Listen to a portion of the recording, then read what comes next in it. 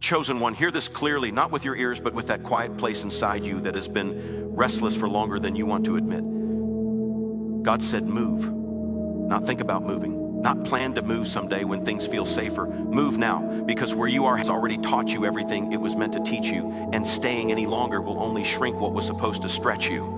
You've been trying to be loyal to a season that already released you. You've been asking for confirmation when the discomfort itself was the confirmation. That tight feeling in your chest when you wake up, that sense that you don't fit anymore, that subtle frustration that shows up even on good days, that's not confusion, that's a summons.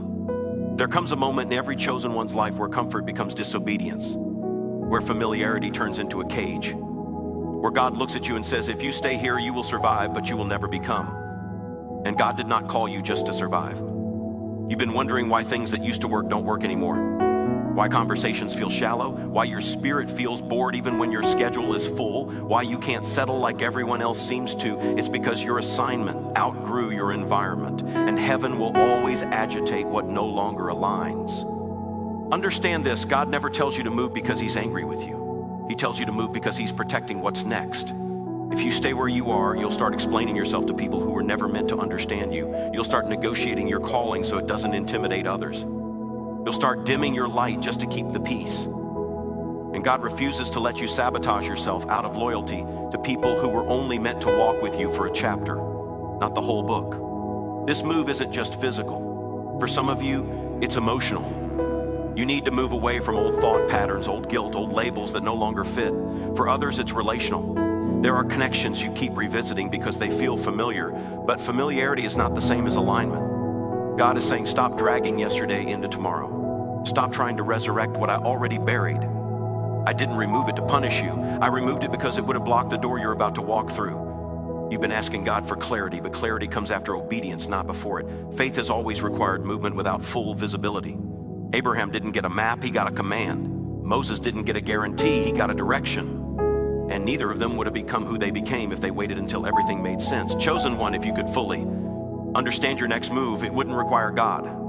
The uncertainty isn't a sign you're wrong. It's a sign you're being stretched into dependence. Right now, heaven is watching to see if you will choose comfort or calling. Staying feels safe because you know the rules here.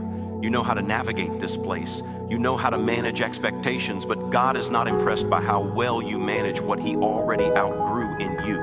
He's looking for your yes, not your resume. He's waiting for your step, not your excuses. Every delay is costing you momentum, and every day you hesitate, doubt gets louder. There's a reason resistance shows up right before major movement. Fear always tries to negotiate when it senses you're about to break free. It will remind you of everything that could go wrong. It will replay old failures. It will whisper that you're not ready, not qualified, not strong enough. But fear has no authority over someone who understands that obedience carries protection.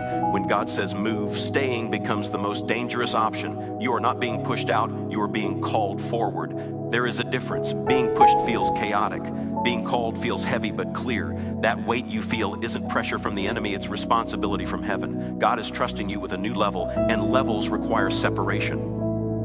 Every elevation begins with isolation. That's why it feels lonely. That's why people don't get it. That's why you can't explain it without sounding crazy. The calling was never meant to be voted on. Stop looking for permission from people who are comfortable where you're leaving.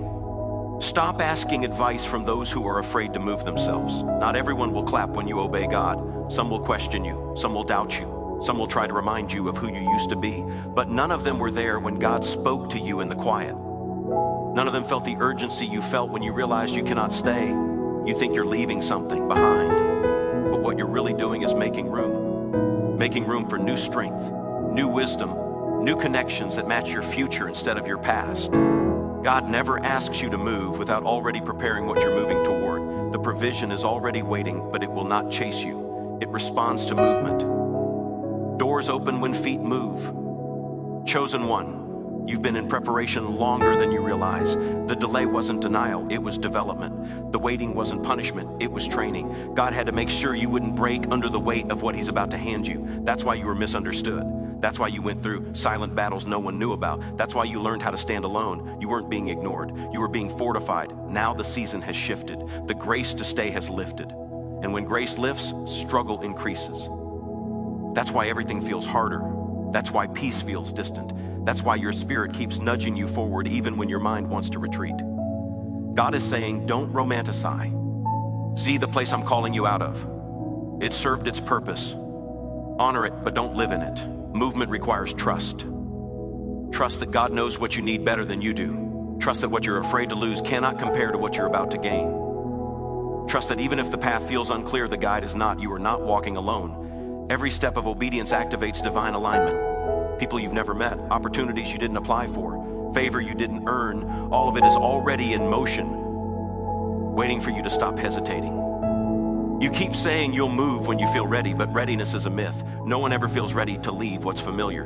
You move because God said move, not because it feels comfortable. Comfort is not the goal. Purpose is, and purpose always demands courage before it delivers confidence. The confidence comes after you move, not before. This is the moment where your life shifts from almost to finally, from waiting to walking, from questioning to trusting. Heaven is quiet right now, not because God isn't speaking, but because He already spoke and is waiting on your response. The next instruction is locked behind your obedience to the last one. So loosen your grip on what's ending. Stop rehearsing the past. Stop explaining yourself. Pack light, because where you're going requires agility. Heavy hearts move slow. Heavy minds miss doors. Let go so you can move fast when God opens the way. You don't need everyone to understand. You just need to obey. This move will redefine you. It will stretch you. It will expose new strengths and reveal new weaknesses. But it will also align you with the version of yourself you've been sensing in glimpses. The one who walks with quiet authority, the one who no longer begs for validation, the one who knows that obedience is power. God is not asking you to leap blindly. He's asking you to trust deeply. Chosen one, you have lingered long enough. You have circled this mountain long enough. You have prayed the same prayer long enough. Now it's time to answer it with action. Move even if your voice shakes. Move even if your hands tremble. Move even if the path looks nothing like you imagined, because staying where you are will cost you more than moving ever will. And the moment your feet begin to shift, you'll feel it, that quiet confirmation rising again, reminding you that this unease was never meant to break you. It was meant to propel you forward into the place where your obedience meets acceleration and your faith begins to catch up with what heaven has already decided about you. And as you step out, you'll start to notice how things fall away without effort, how distractions lose their grip, how clarity sharpens, how your prayers start changing tone because you're no longer asking if you should move, but how far you're meant to go. And the rhythm of your life begins to adjust to a new pace where waiting turns into walking and walking turns into momentum. And that inner voice, T, had once whispered, now speaks with certainty as you continue forward without looking back, because something deep inside you finally understands that this instruction was not a suggestion and this moment was not optional. And the path ahead may not explain itself yet, but it is already responding to the fact that you decided to move. And as you keep moving, you'll notice how silence starts to feel different. Not empty, but charged, like the quiet before something powerful breaks loose. And you'll realize that God was not trying to rush you, but align you, because speed without alignment creates collapse. But movement with obedience creates momentum that no human resistance can stop. And this is why the instruction was so firm, so direct, so uncompromising, because this next phase requires a version of you that cannot be formed by staying still. It has to be activated by motion, by trust, by willingness to step into rooms where your old excuses no longer fit. You're going to feel moments of doubt even after you move, and that doesn't mean you made the wrong decision. It means your old self is dying and it's uncomfortable, because the old self thrived on predictability and control. But the new self is being trained on surrender and awareness. And surrender is not weakness, surrender is strategy. It's saying, I don't need to see the whole staircase if I trust the one who built it, and every step you take becomes evidence that you were never abandoned, only advanced. Some days you'll miss what you left, not because it was right, but because it was known. And familiarity has a way of masquerading as peace. But peace that keeps you small is not peace at all, it's sedation. And God did not wake you up just to put you back to sleep in a prettier place. He woke you up because there are things ahead that require alertness, discernment, and a spirit that knows how to listen without panic. Pay attention as you move, because signs will start appearing. Subtle at first, a conversation that confirms what you felt, a delay that protects you from something you didn't see, an unexpected opening that reminds you that provision doesn't always look like money. Sometimes it looks like timing. Sometimes it looks like access. Sometimes it looks like peace in the middle of uncertainty, and those are not coincidences. They are confirmations layered into your obedience. You will also notice how some people drift away without confrontation, without closure, without explanation, and that's okay. Not every ending needs a conversation. Some endings just need acceptance, because God knows when an explanation would only pull you back into a season you already outgrew, and He loves you enough to close doors quietly when noise would tempt you to turn around. There will be moments when you're tempted to measure your progress against others, to wonder why their journey looks smoother, faster, louder. But comparison is a distraction designed to make you question timing, and your timing is customized. Your path is calibrated. Your training was specific because your assignment is specific, and trying to rush it would only weaken the foundation of what you're becoming. This move is teaching you how to walk by discernment instead of validation, how to listen inwardly instead of polling outwardly. And that's a skill you will need where you're going, because not everyone in your next season will clap for you either. But you won't need applause when you have clarity. You won't need approval when you have alignment. And alignment produces a confidence that doesn't shout, it settles. You may feel stretched financially, emotionally, mentally, but stretch is not strain. Stretch is expansion, and expansion always feels tight before it feels free. Muscles burn before they strengthen. Vision blurs before it sharpens, and the same applies to purpose. The discomfort you feel is not because you're failing. It's because you're growing into capacity you didn't have before. Remember, God does not reveal the full picture because full pictures create spectators, but partial instructions create participants, and you were never called to watch your destiny unfold from a distance. You were called to walk through it step by step, learning, adjusting, refining, and every adjustment you make now will save you from bigger corrections later. As you continue moving, you'll start to recognize your own voice again, not the anxious one, not the defensive one, but the grounded one, the that knows when to speak and when to stay quiet, the one that doesn't rush decisions just to escape discomfort, the one that understands that delay is sometimes a shield, not a setback, and patience is sometimes an instruction, not a punishment. There will be times when you pray and the answer feels slow, but don't confuse slow with silent. God often speaks through process, through repetition, through the same lesson showing up in different forms until it settles into wisdom. And wisdom is what will keep you steady when success finally starts responding to you. Because success without wisdom creates chaos, but success with wisdom creates legacy. You're not just moving into a new place, you're moving into a new posture, a posture of readiness, of awareness, of humility mixed with authority. And that posture will attract opportunities that would have ignored the old version of you, because opportunities recognize alignment the same way people recognize confidence. It doesn't need to announce itself, it's felt. Don't be surprised if your prayers change tone, less begging, more listening, less asking for signs, more thanking God for guidance. Because obedience shifts your relationship with heaven from desperation to partnership, and partnership requires trust on both sides. God trusts you to move, and you trust Him to meet you there. There will be moments when you look back and realize how close you were to staying, how easy it would have been to talk yourself out of moving.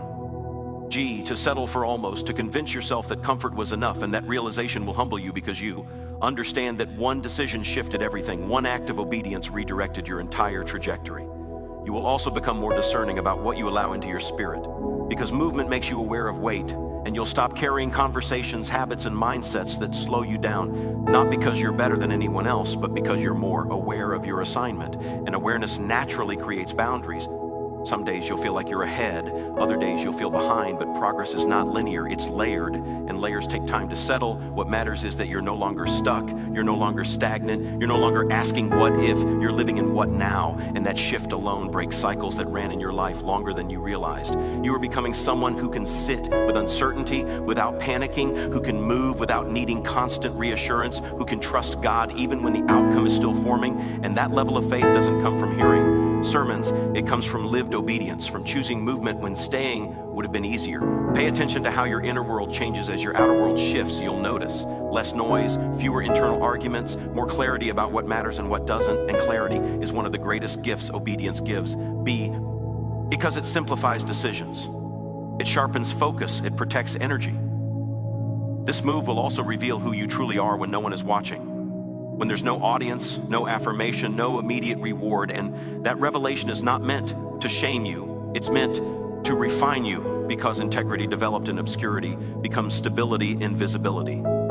And visibility is coming whether you're ready for it or not.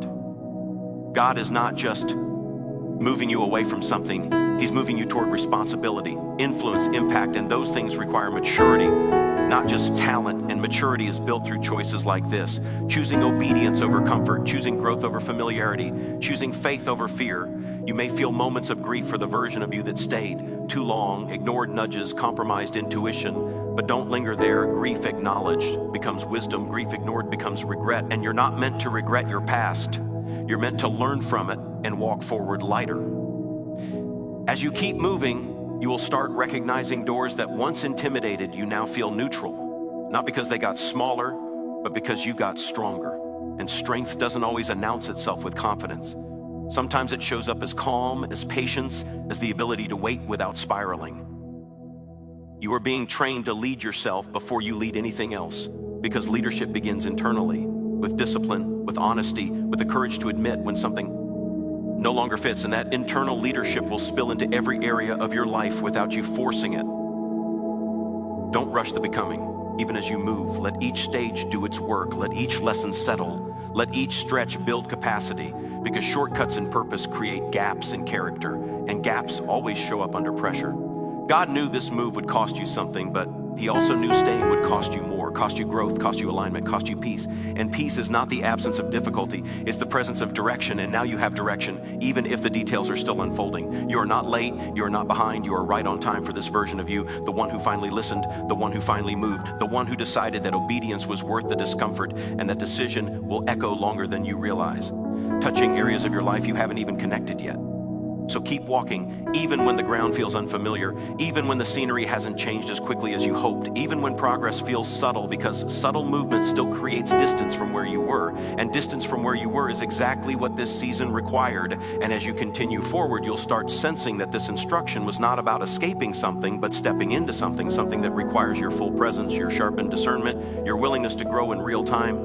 And as the days unfold and the path continues to reveal itself piece by piece, you'll feel that inner steadiness deepen, not because everything is solved, but because something inside you finally aligned with the direction heaven pointed you toward. And you're still moving, still learning, still adjusting, still becoming. And the rhythm of obedience keeps carrying you forward into moments you haven't named yet, but are already responding to your movement. And as you take another step, you realize this journey isn't asking you to run. It's asking you to remain willing, remain aware, remain responsive, because staying responsive is what keeps you in sync with what God is unfolding next, and the unfolding doesn't end here. It continues stretching, shaping, revealing, calling you further than you planned, deeper than you expected, and you're still in motion, still listening, still stepping into the unknown with a growing sense that this path is not random, not accidental, not rushed, but deliberate, intentional, alive, and still opening as you move. And even now, as you continue, you'll start realizing that movement changes how you hear God. Because when you're stagnant, every sound feels loud and confusing. But when you're in motion, discernment sharpens, direction becomes clearer, and you begin to recognize the difference between fear talking and wisdom guiding. And that distinction will save you from repeating cycles that once felt unavoidable. You are learning to trust the nudge instead of arguing with it, to act before overthinking talks you out of obedience. There will be moments when you question whether you move too soon, especially when resistance shows up unexpectedly. But resistance does not mean rejection. Resistance often confirms importance, because what matters always encounters friction. And friction is not meant to stop you, it's meant to strengthen your grip, refine your focus, and force you to lean deeper into God instead of leaning on your own understanding. You'll notice how your priorities shift without effort. Things that once demanded your attention suddenly lose urgency, and things that once felt optional now feel essential, not because someone told you to change, but because obedience recalibrates desire. When God redirects your steps, He also rewires your hunger. And what you crave begins to align with where you're headed instead of where you've been. Some days you'll feel lonely in this movement, but loneliness does not always mean isolation. Sometimes it means transition. And transition is uncomfortable because it exists between what was and what will be, but it's also sacred ground because it's where identities are shed and new ones begin to form quietly, without applause, without announcements. You are being taught how to sit with yourself without distraction, how to listen without rushing, how to discern without needing immediate confirmation. And these internal skills are more valuable than external achievements because they become the compass you'll rely on when choices get heavier and consequences get larger. Don't underestimate how much courage it takes to keep moving when no one is cheering, when results aren't immediate, when the path feels repetitive, because perseverance without validation builds a strength that applause could never produce. And that strength will hold you steady when recognition finally arrives and tries to define you by outcomes instead of obedience. As you move, you'll also begin to recognize old triggers losing their power. Situations that once pulled you into reaction now meet you with calm, not because the situation changed, but because you did. And growth often reveals itself first in how you respond, not in what you accomplish. God is training your response because your response determines your trajectory, and where you're going requires emotional maturity, not just spiritual passion, clarity, not just enthusiasm, patience, not just ambition. This move is refining your inner world so your outer world doesn't overwhelm you later. There will be days when you feel like progress is invisible, like you're putting in effort without seeing return. But invisible progress is still progress. Roots grow before fruit shows, foundations settle before structures rise. And if you rush visibility before stability, collapse becomes inevitable. But God is committed to sustainability over speed. You may encounter opportunities that look good but feel off, and this is where your obedience sharpens. Discernment, because not every open door is yours to walk through, and learning when to say no is just as important as knowing when to say yes. Movement does not mean recklessness, it means responsiveness. Listening as you go, adjusting as instructed. Pay attention to how peace functions now. Peace doesn't mean everything is easy. It means even when things are hard, your spirit isn't panicking, your mind isn't spiraling, and your heart isn't divided. That kind of peace is not circumstantial. It's directional. It comes from knowing you're where you're supposed to be, even if you don't know how everything will turn out. You're also learning that faith is not pretending fear doesn't exist. Faith is moving forward even while fear speaks. But fear no longer gets the final word because obedience has trained you to recognize that fear often exaggerates risk and minimizes reward. As time goes on, you'll start to see how God weaves your past into your future, not wasting any lesson, not discarding any experience, even the painful ones, even the confusing ones, because nothing you went through was random. It was preparation disguised as survival. And now those lessons become tools instead of wounds. You'll notice that you start attracting different conversations, different energy, different expectations, not because you demanded it, but because movement signals growth, and growth naturally shifts your environment. People respond differently to someone who is internally aligned. Because alignment carries authority that doesn't need explanation. There will be moments when you're tempted to slow down, to pause longer than instructed, to settle into partial obedience, but partial obedience delays full breakthrough. And you're learning that God honors movement that trusts Him enough to keep going even when comfort whispers for compromise. You are being taught endurance, not the dramatic kind, but the quiet kind, the kind that shows up consistently, that keeps choosing obedience on ordinary days, that keeps moving even when there's no emotional high attached to the decision. This is the endurance that builds legacy. As you continue, you'll start recognizing how much noise you used to live with internally, constant questioning, constant second guessing, constant self-doubt. And now that noise is fading, replaced with a steady awareness, a grounded confidence that doesn't need to prove itself. That inner quiet is not emptiness, it's clarity. You're learning to trust timing instead of forcing outcomes, to recognize when to act and when to wait, and waiting no longer feels like stagnation because you understand that waiting with direction is different from waiting without it. Direction transforms patience into purpose. God is also teaching you to release control because control was your way of managing uncertainty, but surrender is your way of embracing trust, and trust opens doors that control never could. Control limits God to your understanding, but surrender gives Him room to exceed it. As you move, you'll encounter challenges that test your commitment, moments that ask if you're willing to keep going when the excitement fades, when the novelty wears off, when obedience becomes routine. And it's in those moments that your decision to move matures into a lifestyle, not just a one-time act. You'll begin to see how obedience compounds. One right step leads to another. Momentum builds quietly, and suddenly you realize you're far from where you started, not because you sprinted, but because you didn't stop. Consistency carried you farther than intensity ever could. There will be times when you reflect on who you were before this move, and you won't judge that version of yourself. You'll appreciate them because they survived what they didn't understand and still found the courage to move when the instruction finally came. Gratitude replaces regret when growth is honored. You are becoming someone who no longer needs to announce transitions because your life speaks for itself. You move quietly, intentionally, without needing validation because you know who sent you and why you're moving. As your confidence deepens, humility deepens with it because you recognize that everything unfolding is not self-made, it's God-guided, and that awareness keeps you grounded even as opportunities expand. Humility protects you from becoming disconnected from the source that moved you in the first place. There will be moments when success brushes against your life in unexpected ways. Small wins, quiet breakthroughs, subtle confirmations. And you'll learn not to cling to them, not to idolize them, but to receive them as markers along the path, reminders that obedience produces fruit in its own timing. You'll also learn to forgive yourself for the time you stayed too long, because shame has no place in movement. Shame anchors you to the past, but grace frees you to keep going. And God's grace has been with you every step, even when you didn't realize you were being guided. As you keep moving, you'll notice how your prayers shift again, not just asking for guidance, but asking for alignment. Not just asking for provision, but asking for wisdom, because you understand that provision without wisdom creates dependency, but wisdom multiplies provision. You are stepping into a phase where discernment matters more than speed, where depth matters more than appearance, where integrity matters more than impression. This phase may not look impressive from the outside, but it is essential for what comes next.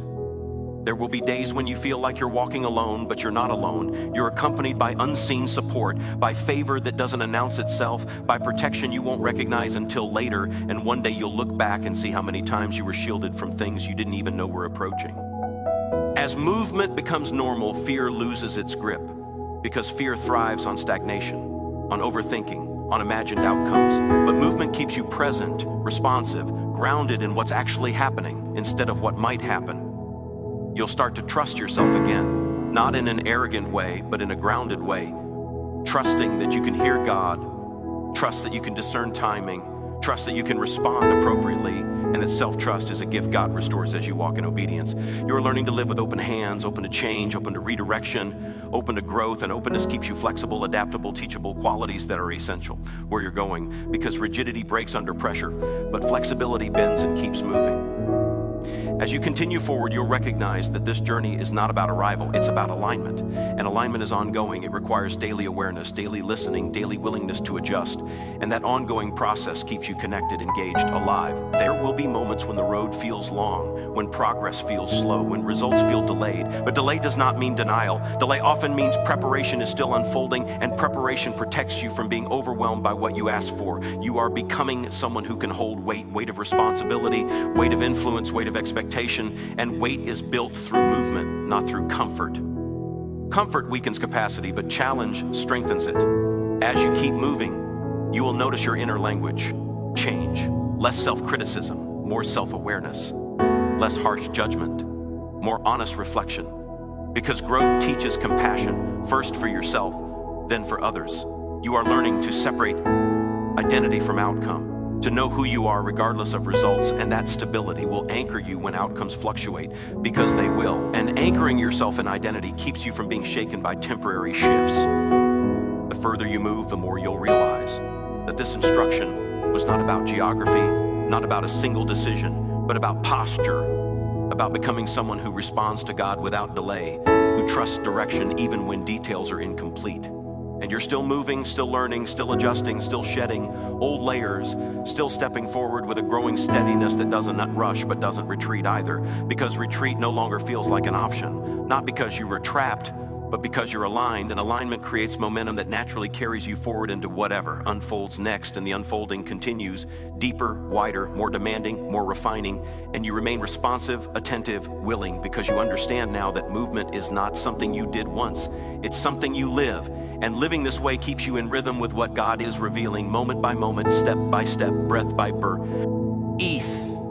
And you keep going without needing to see the end, because the movement itself has become the confirmation, and you are still in motion. Chosen one, this is where the decision settles into destiny, where movement becomes identity, and obedience becomes your language, because God did not stir your spirit just to watch you hesitate at the edge.